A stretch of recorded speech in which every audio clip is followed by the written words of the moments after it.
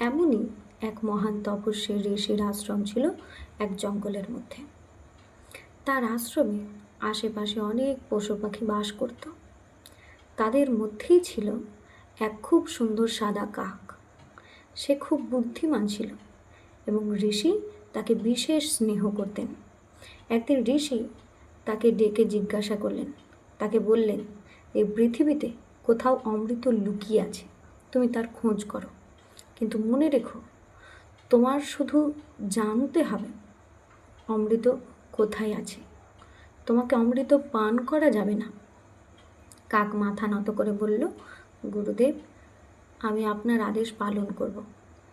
এরপর সে অমৃতের খোঁজে বেরিয়ে পড়ল। পাহাড়ে গেল, জঙ্গলে ঘুরল, নদী গুহায় খুঁজতে লাগলো। মাস কেটে গেল, কিন্তু কাক হাল ছাড়ল না। প্রায় 1 বছর পরে সে অবশেষে অমৃত খুঁজে পেল। অমৃতের জ্যোতি দেখে সে বিস্মিত হয়ে গেল। তার মনে পড়ল তার গুরুদেবের কথা, অমৃত পান করা যাবে না। কিন্তু তখনই তার মনে লোভ জেগে উঠল।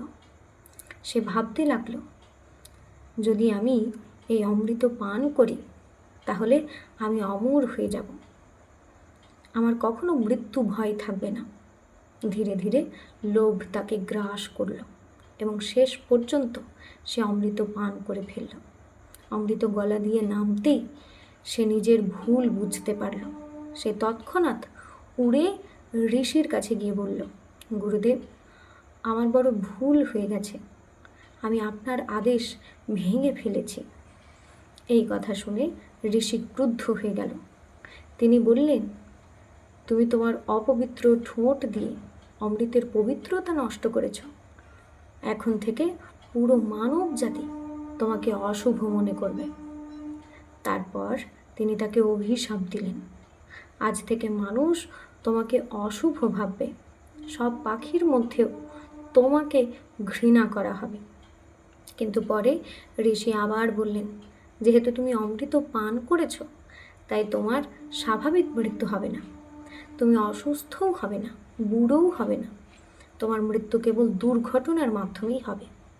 এরপর ঋষি আরেকটা কথা বললেন, বছরে এক সময় এমন আসবে যখন মানুষ তোমাকে সম্মান দেবে।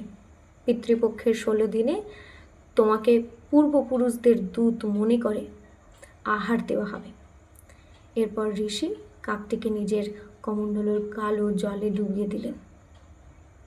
যখন সে বাইরে এলো, তার সুন্দর সাদা রং